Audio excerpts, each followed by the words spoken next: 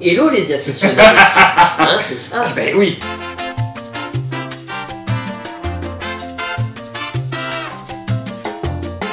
Hello les aficionados et bienvenue sur Cigare TV. Aujourd'hui, j'ai de nouveau la chance d'être à côté de Léo Maduro pour une nouvelle vidéo.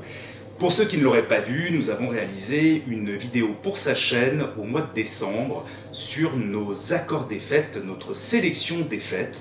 Et on se retrouve aujourd'hui pour découvrir un petit peu plus qui est Léo Maduro.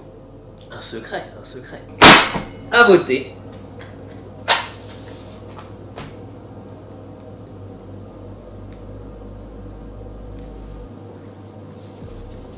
Léo Maduro sur le grill.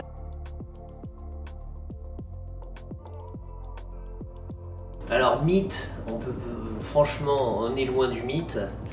Réalité c'est que Léo Maduro est un pseudo tout simplement.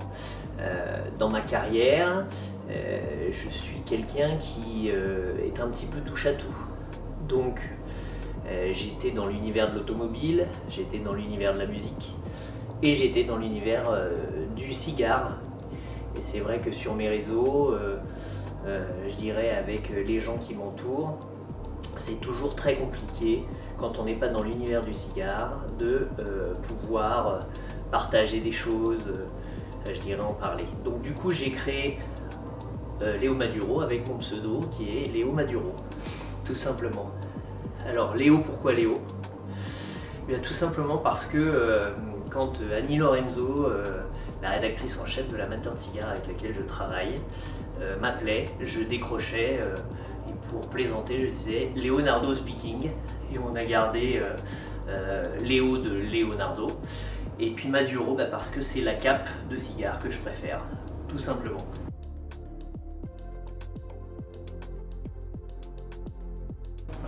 Alors mon premier cigare, j'ai eu la chance, je pense, d'avoir pu fumer avec Jean-Paul Kaufmann, qui m'a appris à fumer le cigare. Mon premier cigare était un Roméo et Julieta Cedros de luxe. Voilà, un cigare très aromatique, pas trop puissant, et qui a eu l'avantage d'avoir un très bon tirage. Et on l'a marié avec un Saint-Émilion Grand Cru. C'était ma première expérience cigare digne de ce nom, où on m'a appris à fumer.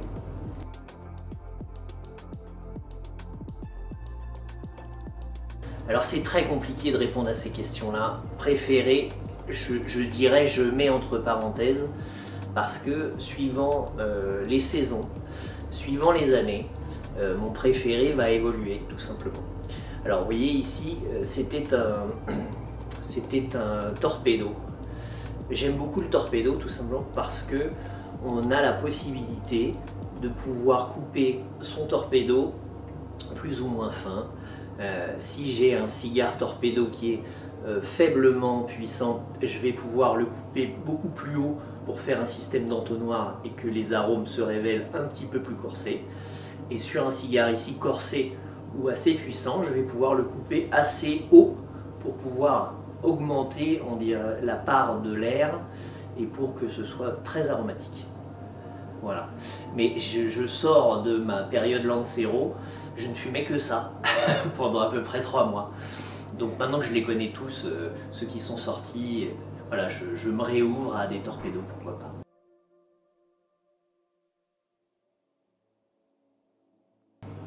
Bah, une anecdote cigare, finalement, je pourrais parler de cette première aventure cigare avec Jean-Paul Kaufmann.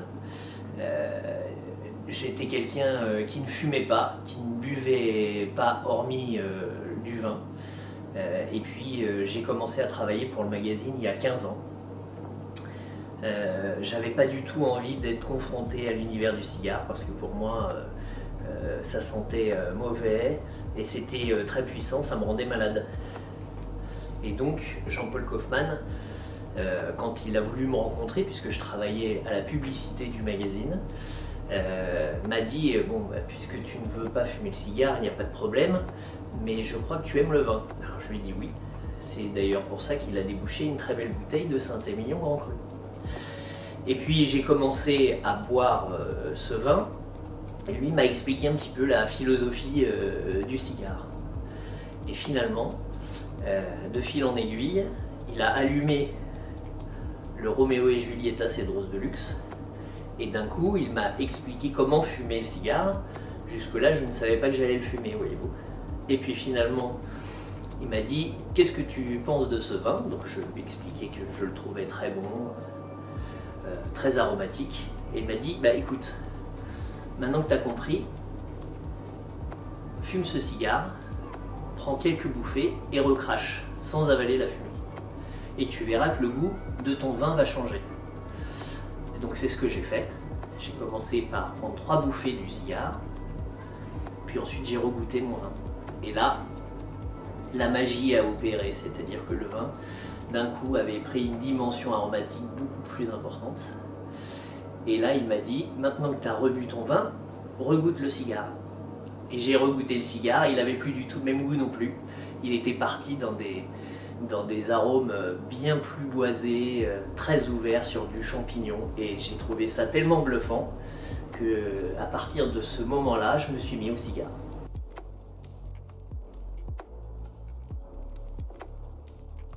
Alors, je l'ai toujours sur moi à part aujourd'hui puisqu'il est tout le temps, il m'accompagne dans ma sacoche. Mais c'est mon coupe-cigare. J'ai eu un coupe-cigare Xi de Xicar en carbone qu'on m'a offert pour mes 40 ans. Et je ne le quitte plus tout simplement parce que je trouve que les lames coupent très bien. Tous ces pots de cigares passent dans le Xi de Xicar. Il est léger et puis à chaque fois que je m'en sers, je pense à mes amis d'enfance qui me l'ont offert.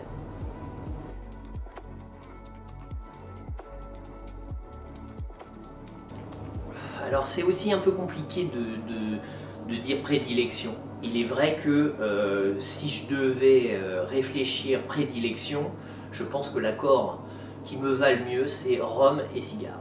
Voilà, parce que c'est celui que je pratique le plus souvent, professionnellement et personnellement. Mais je me définis aussi comme un fumeur d'apéritif, c'est-à-dire je fais beaucoup d'accords avec les vins et champagnes, notamment sur des Lancero, que j'apprécie beaucoup.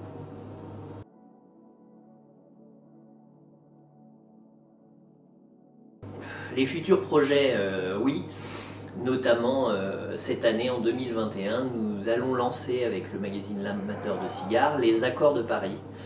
Les Accords de Paris, ce sont 5 whisky, 5 rhum et 5 champagnes associés à des cigares. On a réuni un jury de professionnels avec Fabrice Sommier qui est meilleur ouvrier de France Sommelier, qui en est le président. Et nous allons tester sur le magazine ces 15 accords et nous remettrons des prix en fin d'année pour le meilleur accord de l'année 2021 des Accords de Paris.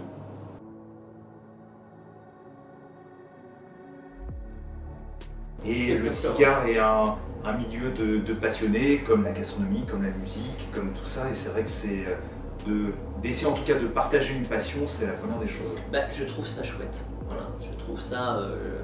J'ai la chance et la possibilité de goûter beaucoup de choses. Ouais. Et que quand il y a un cigare qui sort du lot, sur lequel on peut travailler de façon différente, soit tout seul, soit accompagné, et le faire connaître, je pense que c'est quelque chose de très intéressant, pas que pour moi.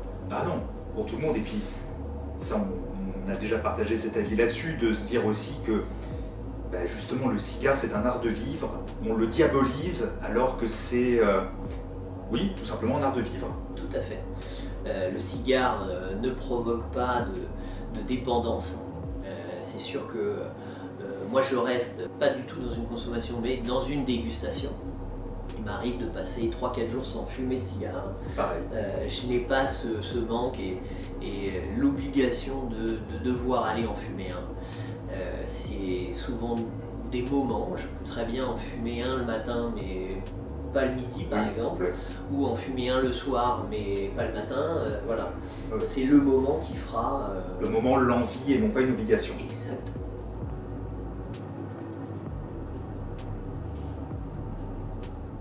Amis aficionados, j'espère que cette vidéo en compagnie de mon ami Léo Maduro vous aura intéressé. Si c'est le cas, comme toujours, n'hésitez pas à la commenter, à la partager, à mettre un petit pouce vers le haut. Quant à moi, je vous donne rendez-vous très prochainement pour une nouvelle vidéo sur Cigare TV. Bon allez viens, on va boire un coup là maintenant. Ouais, allez, hop.